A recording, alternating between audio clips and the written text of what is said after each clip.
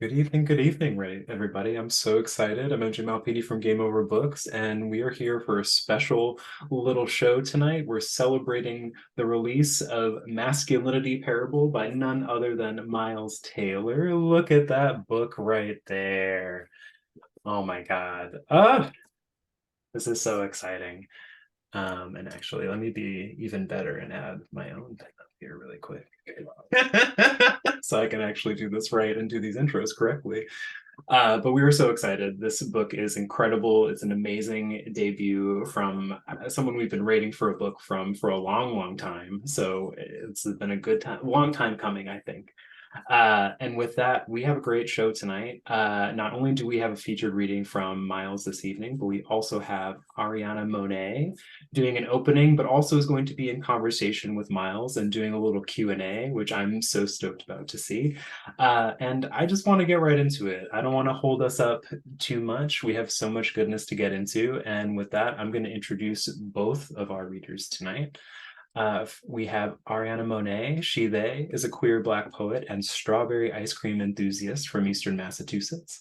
In the wake of a disabling event with a restructuring effect on her cognition, her artistic practice is concerned with the capacity of poetic form to function as a kind of assistive tech. In addition to being a 2022 Zouglasia Fellow, Arianna is a 2023 Lambda Literary Fellow, no big deal, and was a member of the 2019 Boston Poetry Slam team. Their work can be found with Split This Rock, Button Poetry, and elsewhere. And in our main event, Myles Taylor. He is a transmasculine writer, organizer, host, food service worker, Capricorn Aquarius cusp, and glitter enthusiast. They hold a BA from Emerson College Writing, Literature, and Publishing program, where they began their stint as an award-winning poetry slam competitor. They currently live amongst the rats of Boston's Allston Brighton neighborhood and host the historic Wednesday night poetry show at the Cantab Lounge in Cambridge, which there'll be a big release show tomorrow. If you're in the area, you better be seeing that. Their list of publications can be found at mylestaylor.com, and their neuroses can be found on Twitter at Myles Does Poems, also on Instagram. Their first full-length collection, Masculinity Parable, is out now from Game Over Books. And with that, I'm going to give it over to our first reader, Arianna. Arianna, take it away. Hello, I'm gonna start the timer so that I do not lose track. Myles and I both have Capricorn placements. I know they understand. Okay. So like was mentioned in my bio, I had a brain injury a few years ago. And when I was reteaching myself how to write, I was kind of using form as blueprints for how to like walk myself back through the process of figuring out how to construct a poem.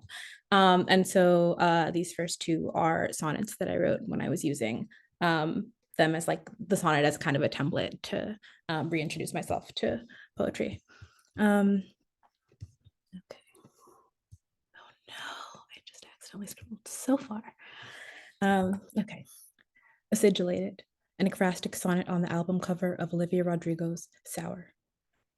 Like any proper teenage darling, backdrop me in lavender, silver jewelry, licorice manicure, something acerbic behind the eyes.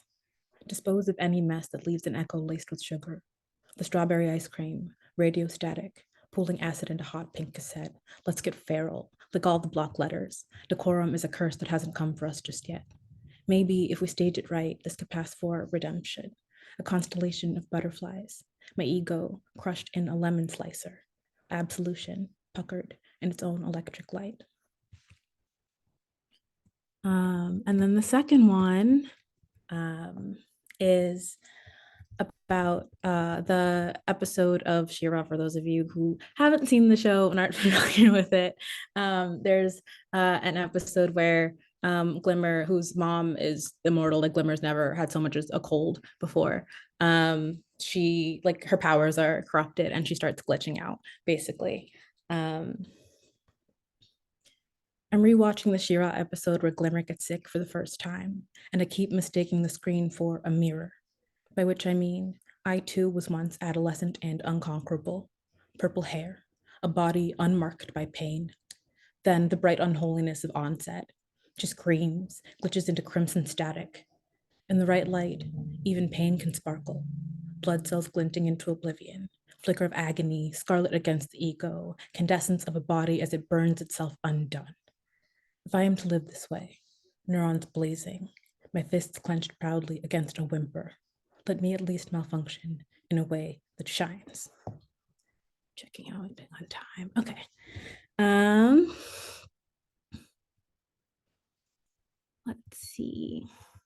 So the project that I've been working on recently is kind of centered around like the basic framework for it is fairy tales as a lens for like looking into like examining blackness, queerness, disability, and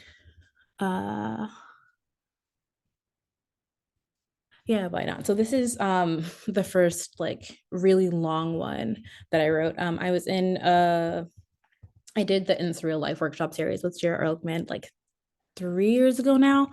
And a couple of friends that I made from that, we decided that we were all going to write 200 line drafts together and like bring them and workshop with each other and see what happened. And so this is like nowhere near the final version of this poem, but like I've been playing with it for a while. But I wrote this one like a year and a half into the pandemic and like not really leaving my house. So like September 2021. Litany with grief and stardust.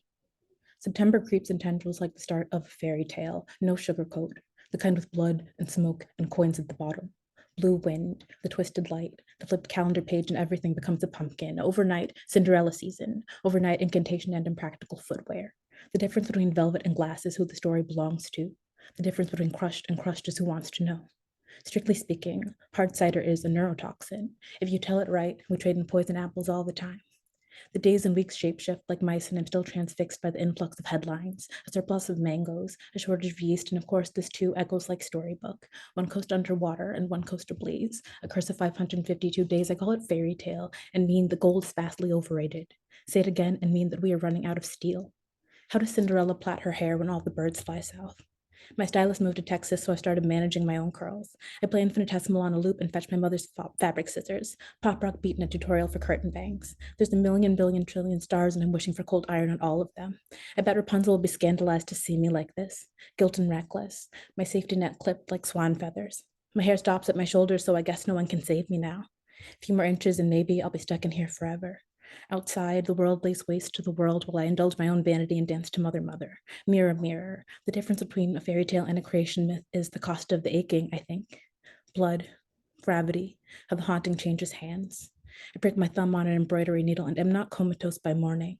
How extraordinary that nobody is in love with me and I am still alive. Once I bruised a lover in the shape of a ginkgo leaf, collected blueberries, fed a deer from the palm of my hand. Once a boy closed a door and I was promised the sky would cave in. Remarkable, the darknesses will feed to our children. Milk and venom, death was tucked into the corners of a lullaby.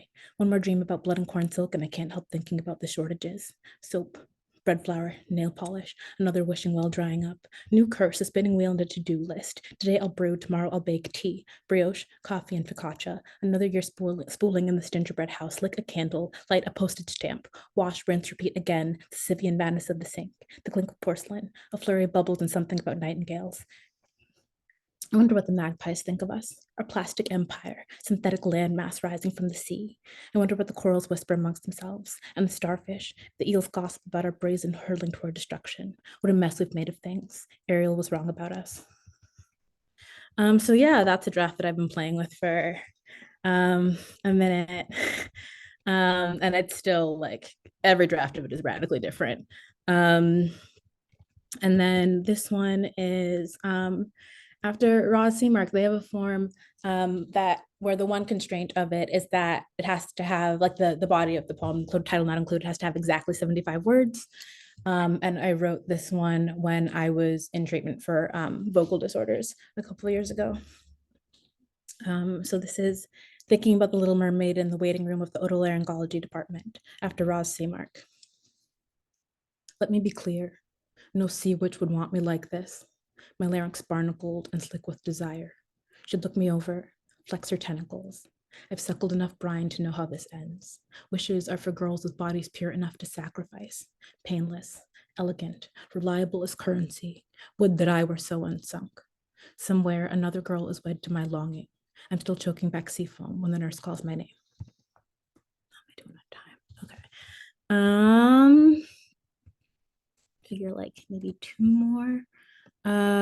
This one, um, I think the original idea for this one, I want to say came out of a workshop with Lid Havens. I know that like the 13th and 14th lines borrow an image from what is the poem called? I think it's Baking Bread with Joni Mitchell stuck in my head. I think that's what the poem of theirs is called, I want to say. I really hope I got that right. It's my favorite of theirs. But this is Sometimes Maggie Rogers is the only thing that makes sense. A year ago, I had it all figured out. A someday dream flecked with mica, rose quartz frogs, raspberries and landlines. Now look, a closed door and the redwoods are burning. I sing to my coffee plant. I talk to the moon. There are 72 swans in the park and they teach me all their dauntless. A blue jay be way too loud in the dark and I get it. I start by counting the miracles. Strawberry leaves, neon acrylic, a ball of focaccia dough on the counter, unbaked cloud rising in a glass bowl. My favorite peanut butter gets discontinued, and finally, I understand loss. The bottles keep filling with dragonflies. All the seesaws are out of order. A sunbeam swallows the ocean. Every monarch is sunk by the light. One more. Let's see.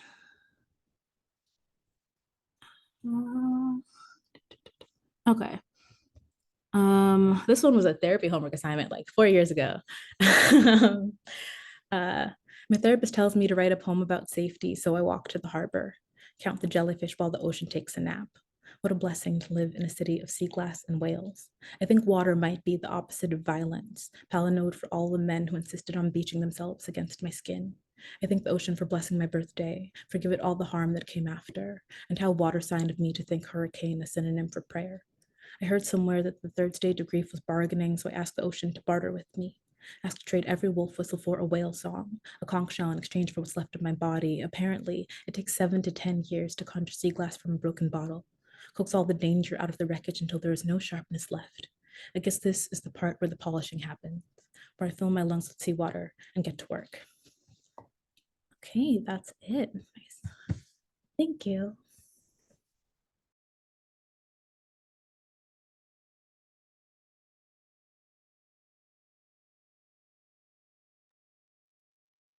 Okay, is the plan that I just go now? Yeah, that's the plan. Sick. Hello, everybody. I'm losing my mind. Those last lines. Okay, listen, I already said this off the recording. I'm gonna say it again. This whole event is an excuse to hear Ariana's poems again. Um, I'm gonna read some poems. This is the book. Very proud of this book. Um, I got a shirt earlier that matches the purple on the cover of the book. Um, I love Ariana. Wow. I love Ariana. Okay, I'm so excited to just chat later. Um, all right, let's just do some fucking poems. Let's just do it. We start at the beginning. I like to open with this one because I like the idea of introducing myself with things that I am not. Um, Great. This is Poem of Only Lies. I was the bad boy in school, necked in shoplifted silver and drugstore nails. Watched horror flicks under bad fleece. Started smoking in high school until I got smart. I get smarter as I age and know it. I do something feminine. The chorus calls it big dick energy. I hang out in the local guitar shop.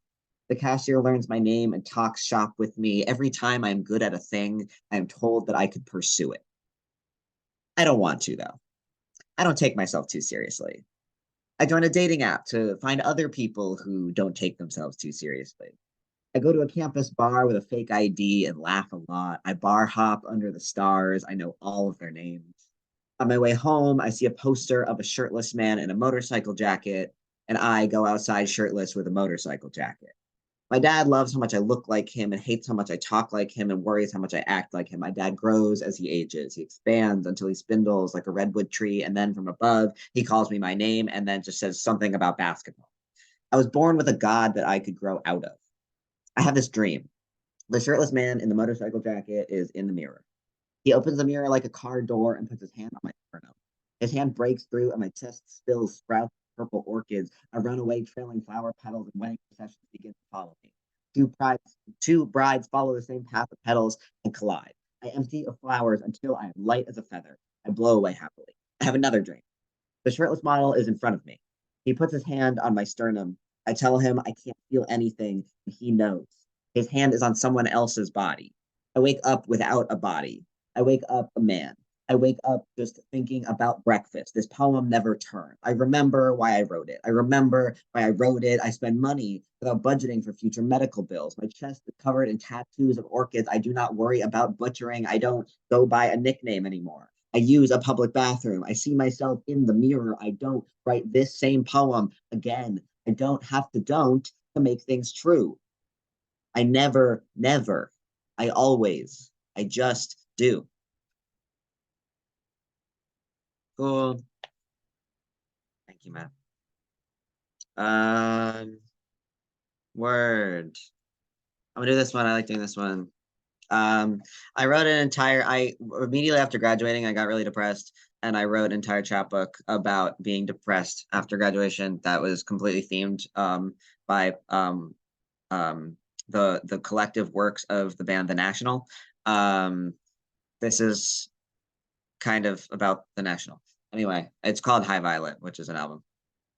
Gender and desirability are not the same, but they attend the same terrible house parties. Perhaps play kings and pretend they are having fun being personified the way I do when others talk about body language and signals. I don't know what it is to be desirable because I don't know anything other than desire. I just want. My gender is negative space around a want. I can't even make out the shape of sometimes. A smoked line, a Microsoft Paint level gradient. I'm trained in figure drawing, you know. A pencil is a shitty reference point unless it's the only thing you're holding. Sometimes my cat screams at nothing for hours. We do everything he asks of us and nothing will satisfy his cursed wails. I wish I could express myself in a similar fashion, but I think probably someone would probably call an emergency service. I fantasize about loss of control and like maybe I try bondage one day. And then I put on a blanket one time, a weighted blanket, and lost my shit. I like the idea of everything, but everything in practice is terrible, except every night I have company that can talk as fast as me, or the moment I am eating a very good meal. I want so much more than other bodies, but one feels more doable than the others, in theory. In practice, relinquishing control is deciding my body and mind are not worthy of their time. This is the only self-love I've figured out how to employ other than a face mask. Every time I get hungry, I feel like the world is going to end. I am in control of everything I do. I just make a point of being stupid sometimes to allow myself a wider range of options. I only want to die when I'm holding in a feeling or putting thoughts in other people's minds. I never promise to be reasonable. Get this thing off of me. Cool. So the format of the book is it's in three parts, and like the whole vibe of the book is like trying to find like masculinity in a way that is healthy and good, which is hard because masculinity is mostly bad, is the thing I've decided. But we transition anyway, and then what? So it's kind of the first part is me trying to be like realizing I want to go on testosterone. The middle part is me on testosterone going through second puberty. And the third part is once I've been on enough where I pass as a man and then trying to figure out what I want to do about that or do with that. So there's a lot of poems in the first part that are all very much like about like dealing with the medical industry and what being like just confused all the time by all the various things that I have to try before I get a doctor's note. Do you know what I mean? Anyway, the healthcare system is broken and terrible. So this is a poem about how the healthcare system is broken and terrible. And it's also a poem about one of my favorite things in the whole world, which is Craigslist. It is extremely enjoyable to me. I am on it all the time. But in the like jobs or gig section, there's always a misc. And in the miscellaneous section, it just looks like this. I'm just going to read it out and you're going to understand. So this is Craigslist, Boston, misc. Paid antidepressants research study. Bipolar disorder study. Paid. Do you have a drinking problem? Are you trapped by depression? Paid. Transgender smoker study. Is your teen depressed or anxious? Paid. Drink alcohol and watch TV. Trauma-exposed adults needed. Do you have a drinking problem? Do you have a drinking problem? Do you experience low mood? Can you afford regular treatment? Do you lack health insurance? Does your family doctor not believe you? Paid, schizophrenic, patients needed, struggling with memory loss? Are you so broke you're ready to use your trauma for money? Are you here because all you can do right now is scroll on something? Is your country's medical system so broken Craigslist is your only affordable treatment option? Struggling with memory loss? Struggling with memory loss? Anxiety study, OCD study, patients needed, paid, patients needed to set up a phone call 2 weeks from now and never pick up for fear that someone will tell them they aren't mentally ill. They're just lazy and also an asshole. Are you too busy for therapy? Did you spend 20 minutes at the bar deep trying to convince your friends that you're too busy for therapy? Is scrolling Craigslist the only self-care you have the energy for? Paid depression study, volunteer needed for OCD study. Do you want to get better? Do you have time to get better? Are you trapped by depression, struggling with memory loss? Cool. I'm going to read this poem because I never get to read this one poem because it's 4 minutes long. And open mic slots are usually 3 minutes. But another facet of the book is specifically like working class masculinity and what that entails. And so there's a lot about service work in this book. And I'm a very proud service worker. I love service work. I love food service.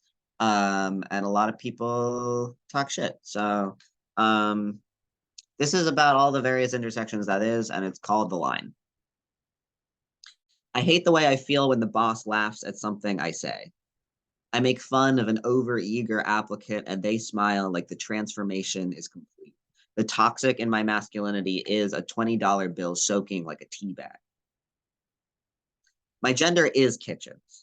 The slang of a lunch rush and harsh quips that only go skin deep. I think of my friends who sling drinks and skate past a crowded counter. I see the camaraderie over an experimental meal. I picture wild acts of hubris to flip an egg, leading my hand into a Rosetta. I learn to be a man behind a bar, a line, a storefront. I learn to be a man by being unafraid of flames for other people to get fed. Nothing makes me feel more like a man than nurturing a stranger. I want to burn down every chain restaurant and let the people take over. If I come into work sick, I want to get home without sacrificing wages. If a customer treats me like a Roomba, we take his picture and put it on a do not serve wall. If my knees are acting up, I want to take an extra break. I want customers to want to know me as well as I know them. I want to push tables aside to make a meeting space. I want to make them further out to make a dance floor. I want to adapt to the moment. I want to be loud and political on the clock. I never want to serve another fucking cop again. I want healthcare that could cover my transition and any job-related injuries. I want a workplace that doesn't romanticize injury. I still want to trade burn marks with the cooks. I just want them to be healed properly. I want to invite everyone I know to visit me, and I want to make them something special on the house. When I find a boss who can handle me, it's a miracle, but they leave. And when they leave, I say goodbye to the rest of the staff, prepare my resume. The others say they won't let any bullshit happen. They'll fight for me, but I've been through this a million times. Trans competent bosses are so rare, I've never gotten two in a row. I work and try to stay gentle and pull my muscles and wreck my body because I find a boss that sees me as a human first, a guy second, and then there is no third. The bar is on the floor of the basement office. I become what they want me to be, a man who wants to make money, a hard-edged nonstop I sharpen until I am nearly too thin to see, and as soon as they shape me into something they can respect, they leave. In the movie Ratatouille, a rat risks his life to cook for people who want to kill him. He makes no wages because the rat world has no need for money. If food remained an art, we would still want to make it. Capitalism is the antithesis of tenderness. Makes respect a scarcity for marginalized people so it can be monetized. Makes empathy an unachievable sales goal. Being trans in the workplace means clocking in one day and finding out you might not be yourself in 2 weeks. The bar is too heavy to lift after putting away the delivery. If I didn't have to sell my body's labor, I wouldn't need it to be called anything in the first place. What is masculinity without capitalism? Sitting down? Perfecting my avocado spread, being taught what to salt, tomatoes, strawberries, making my first latte heart before snapping on a plastic lid. Cool. What else do I want to do? I'm not doing all the like big heavy hitters because whatever. I'm sitting in a chair. And it feels weird to be like doing slam stuff in a chair. Anyway, I'm in the second part now where I'm depressed and going through puberty. My therapist tells me I can cry, and I tell her I already did last week.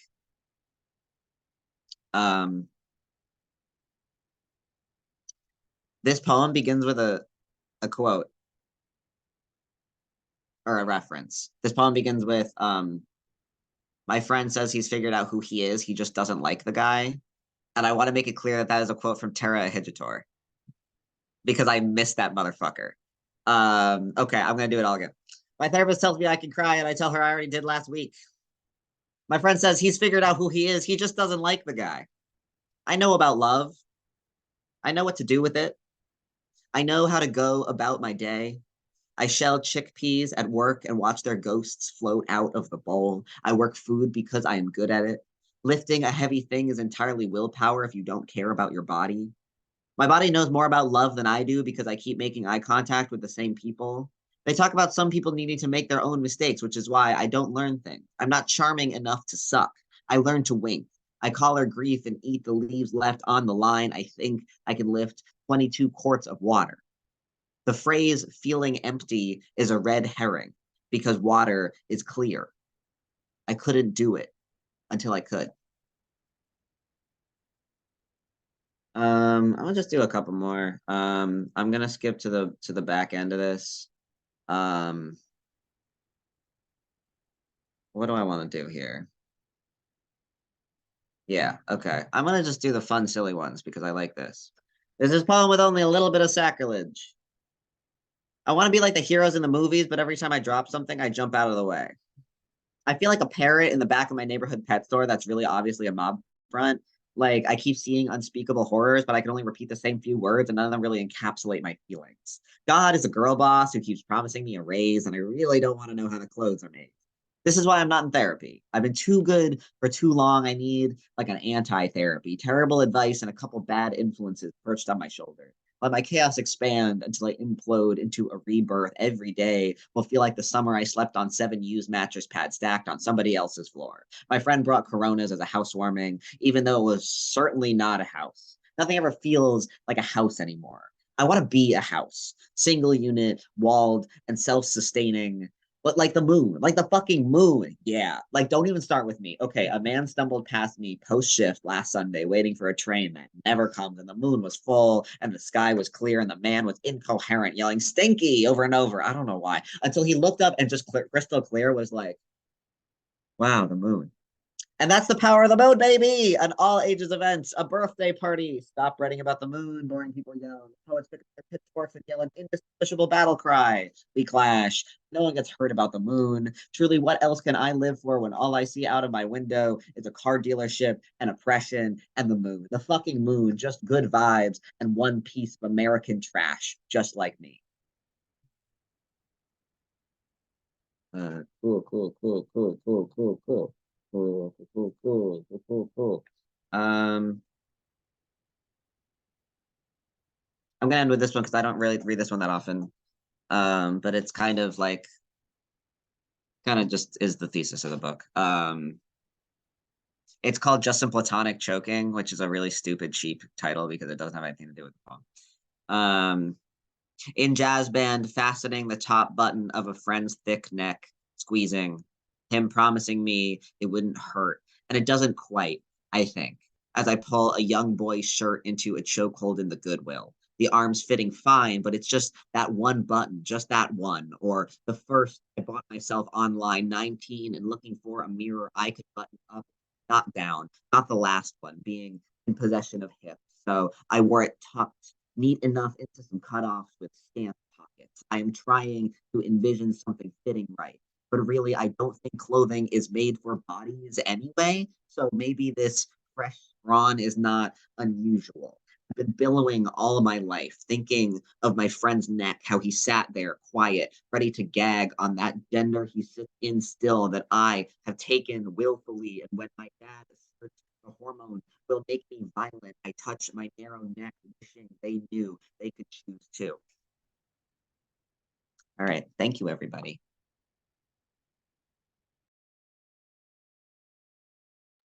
Hot Okay, damn, y'all. I'm gonna bring up Arianna for the Q&A here. Give me 1 second. Y'all are so cool.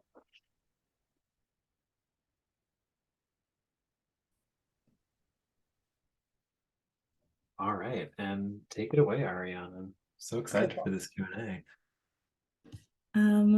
So you answered one of my questions already. I was literally gonna ask like which poem would you consider to be the thesis of the project, and like you answered that immediately before I started. But I would love to get into like a little bit more about why, or like what about that poem feels representative of like the center of gravity around which the rest of the project revolves. Yeah, so that one actually, there's a few that I kind of consider. That one I don't really consider actually like less the thesis, and I think that one is more like the resolution.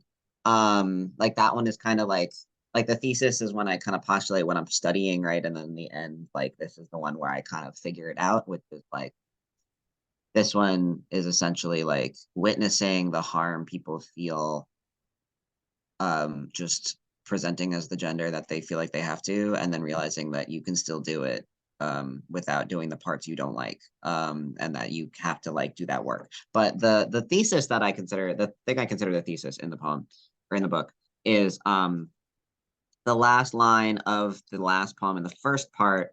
The poem is called "I Make a Joke About Being Too Punk for This Place," and it's a poem about my first Planned Parenthood visit, where I'm like walking through like the metal detector and like walking past these armed guards and shit. Like they're not armed, but they've got like bulletproof like vests, and there's like the glass, and then there's like bomb threat procedures everywhere, and it's crazy. And in the end of the poem, I think like, okay, like what kind of freaking man do I actually want to be if men are the ones that make women feel this terrified?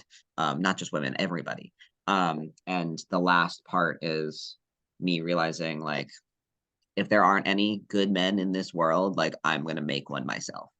Um, and that's I think is what I consider the thesis, because the book is me trying to figure out how to do that, but also being very optimistic that it is possible. And then like going along with that, in terms of the title, I'm really curious about like where the title comes from and where the framework of parable specifically, like how that lens, what that framework means to you and like what work that lens is doing. I know there's a poem that has like there's like a titular poem in there. But I would just love to hear more about like yeah, how like that title came into being, and what work you want it to be doing. This is gonna sound really stupid because at first I just picked it because it sounded cool. I literally not that like so I obviously that the title means something for the poem that's the title of. But when I was going to try to name the book, I was like, okay, I'm going to pick a tentative title where I'm just going to pick the coolest poem title, like individual poem title that I have in the table of contents. And I just read through it and I was like, that's the one. That's sick. But like in the poem, the parable is that like, it's about my dad who loves animals. He loves animals. And like it breaks his heart anytime he has to see an animal like hurt or in danger at all. And so the poem is like him trying to like transfer or like kind of having this one place where he can create like that softness in himself, which is doting on animals. Um, and I think, well, I this is Jade Kleiner who said this, who also helped edit the manuscript. All of this is Jade, but Jade was like, "Yeah, this is a parable," and I was like, "What do you mean?" They were like, "Well, this book isn't about being trans. This is a book about a trans person." And I think it's like the parable of like they said something so smart about it that I totally am going to butcher, but like kind of the that masculinity itself, like just that overthinking and like doing all this was in itself like a parable for like I don't know, like me living this life that I'm living is already a parable for like what a person thinks masculinity is, which is just like this constant attempt at being enough when you never feel that way. And this constant like striving towards something. Even like cis men, anybody in the world like who like feels like they have to strive towards a certain gender, like you you do all this work and you overthink everything in your life, and then you don't have to be doing all that, and then you hurt people in the process a lot of the time. So yeah, I don't know, that's a kind of not a very intelligent answer to that, but I don't know, maybe I'll do more research on parables and try to come up with something better next time. I think it's a fine answer. I think you're allowed to have whatever answer you have. I was just curious.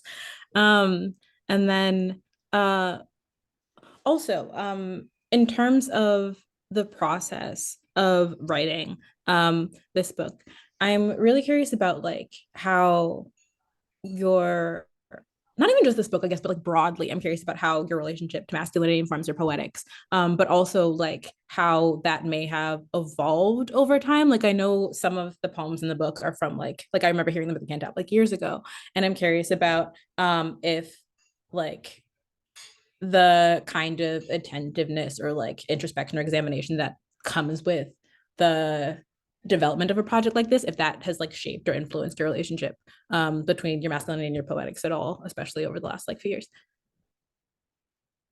Yeah, absolutely. I think something that I've definitely seen grow within myself, that both maps my own journey transitioning and also maps my journey as a poet, is like wanting to always end on a note of like hope or forgiveness. I think trying to keep like trying to end in a positive light, um, instead of just like being really mad. Um, is something that has taken me a long time to learn.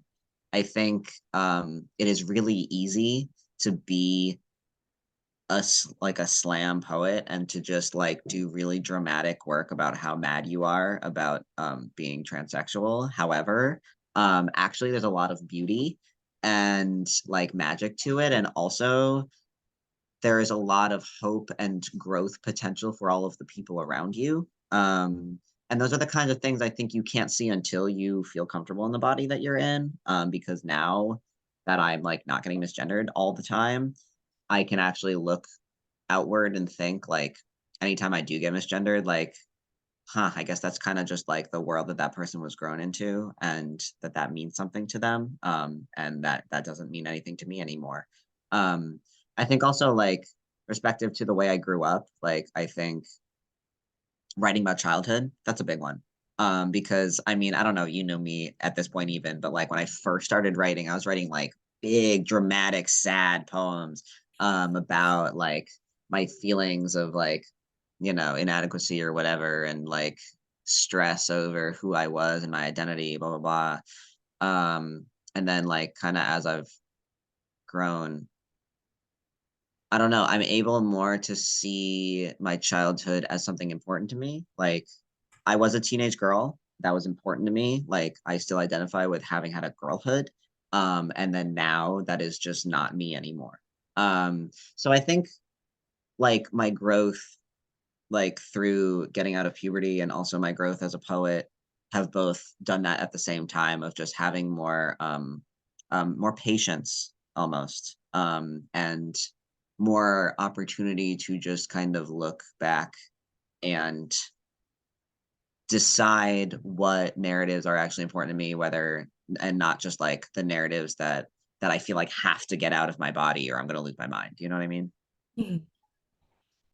Um, and then another question that I had, you mentioned growth potential in your answer to that last one, and I'm really curious about how like your concept of ambition like affects your work. Yeah. Oh, geez. What? That was a below the belt. My concept of ambition. I mean, you know, this book is also, I say very specifically, I think I actually say a neurotic transmasculine person. Yeah, the lens of a neurotic working class transmasculine person.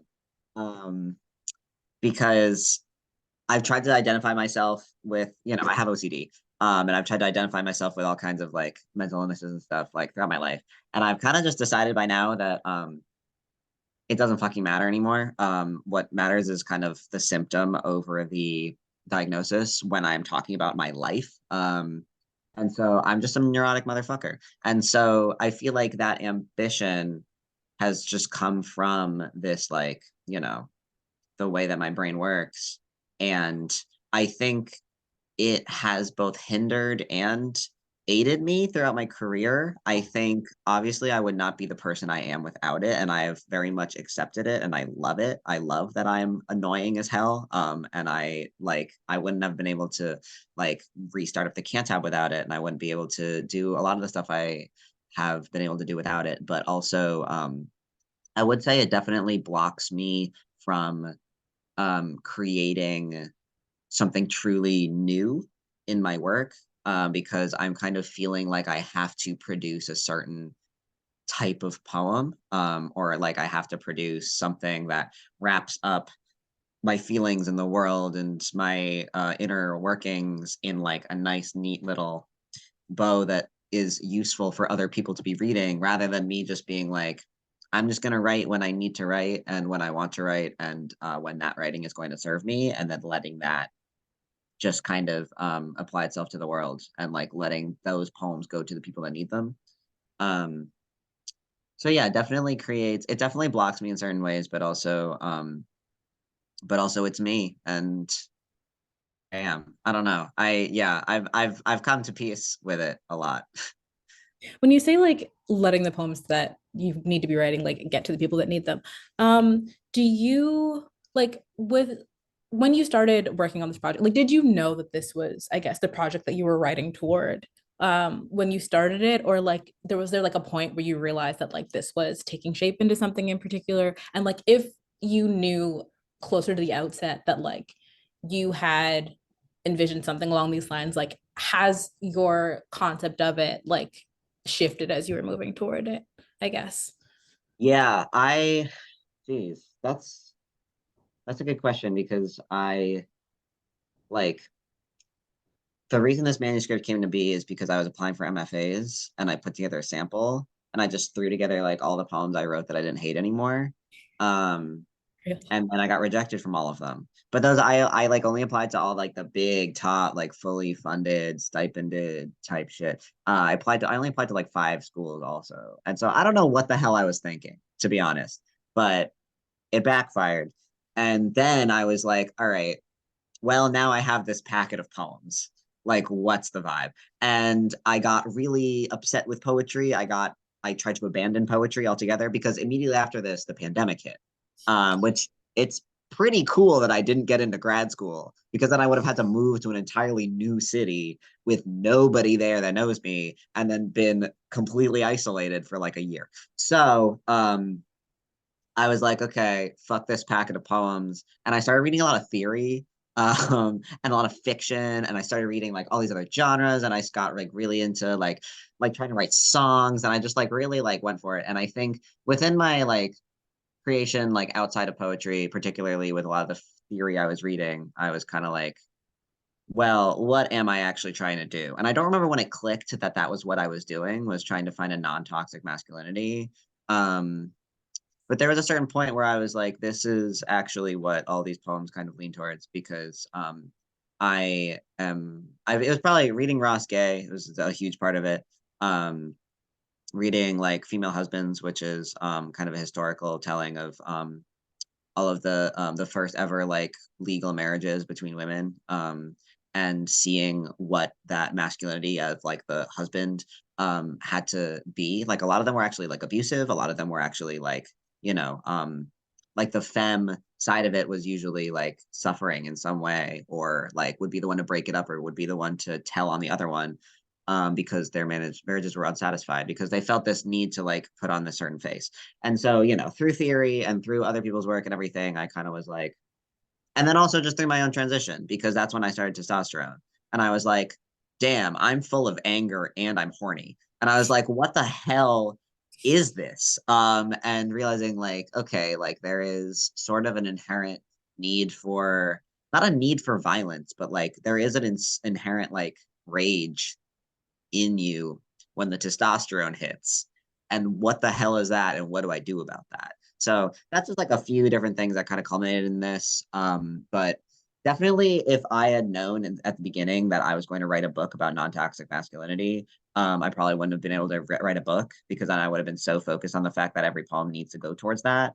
I think it was Franny Choi that told me, I said, like, I would write a collection of poems, but I don't know what they would be about. This was in like 2018. And she was like, well, the defining factor of your collection of poems is that you wrote them. So I was like, okay. Yeah, I guess. um Also, I noticed and like I'm not particularly surprised by, but like the ways in which Boston shows up in the collection a bit. And I'm really curious about like how your relationship to a sense of place shows up in your work, or like how that affects um even like your process, if not the poems themselves. Yeah, I think that's a huge, I mean, in the poems themselves, like I do write about Boston a lot, because Mhm. that is actually extremely important to me, that to show that like the specific kind of masculinity that I'm talking about throughout this is a very urban masculinity. Like it is like taking place in a city where, one, I have access to a lot of queer community, and two, like there's just like a certain vibe to like just like walking around in the city, bar hopping, like being amongst this many people at once, where you're almost like hyper gendered because you're being seen from so many angles and so many different people. Um, what I found when I was in quarantine, like during the pandemic, was that I was like not thinking about being trans at all. And I had this moment where I was like, I'm not trans anymore. And I was like panicking, because I was like, well, I have this testosterone, but like I realized it's because I wasn't being perceived. And so urbanity and like the existence in like such a highly like, a high population area is like a very significant part of that, because the more people you're seeing, the more places you're going, the more you're performing a certain thing.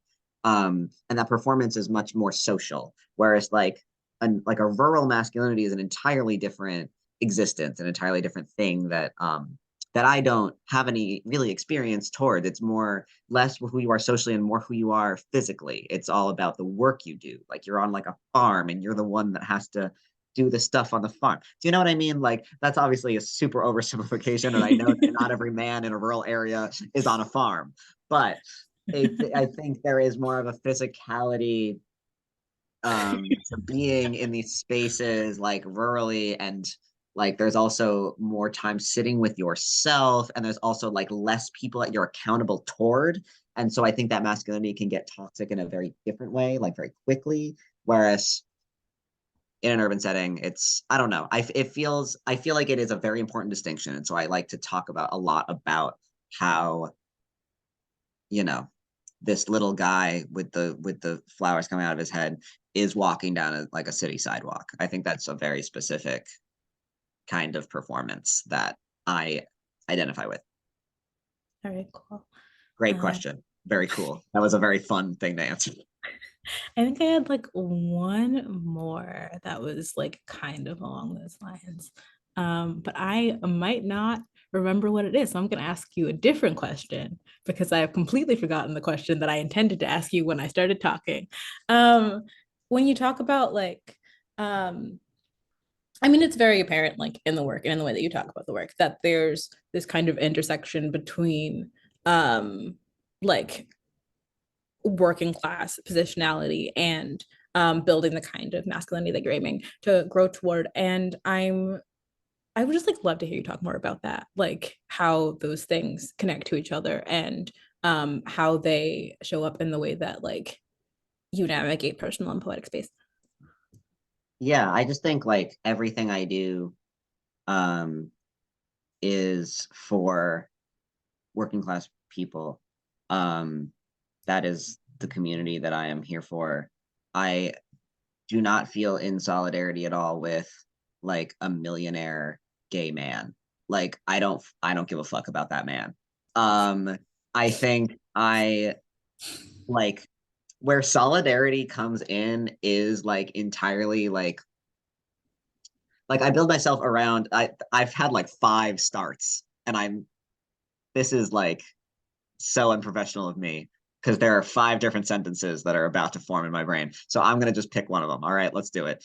I think there is a really special connection in a class struggle that is very, very important to the way that I see myself and the way that I exist in community. And I think also that, like, you are already sort of a caricature of your gender when you are working class or poorer. You do not have the same like ability to be like the ideal of anything when you don't have the money to be that ideal. And so I think the most interesting conversations that happen about identity are always, always, always happening amongst working class people. And that's why those are the people that I am talking to, and those are the people I'm talking with, and those are the people I am existing with and doing poems with. I think that's a very, very important distinction. Um, I think like your just entire material reality, this country that you live in, the city that you live in is a different city, a different country if you have money. And so it is actually very, very important to me that like these poems are working class poems, that people see themselves in these poems.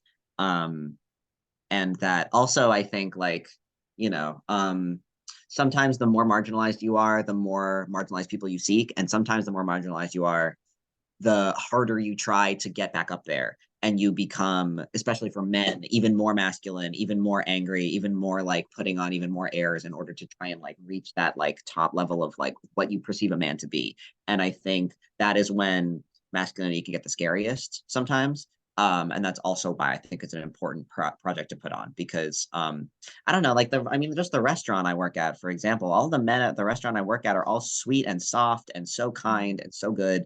And it's because like we just happen to be in an area where we have a lot of community that has a lot of other marginalizations. There's a lot of queer people around us. There's a lot of artists around us. And we are having those conversations actively every day in the restaurant while we are working. And that's really special. But other places I've been and other people I see will be like very much on the opposite of that. So I just think it's a much more interesting intersection.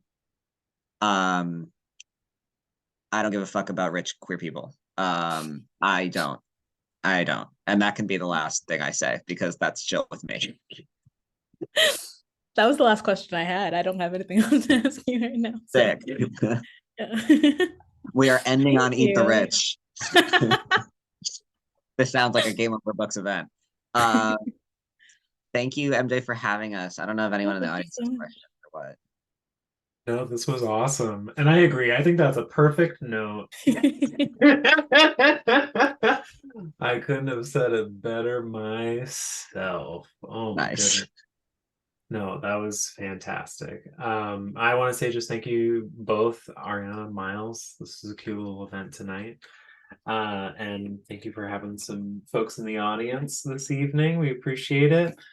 And with that, I think that's our show. Woo! I think we did it. I love it. Woo! Thank you for being here so much. Thank you for listening.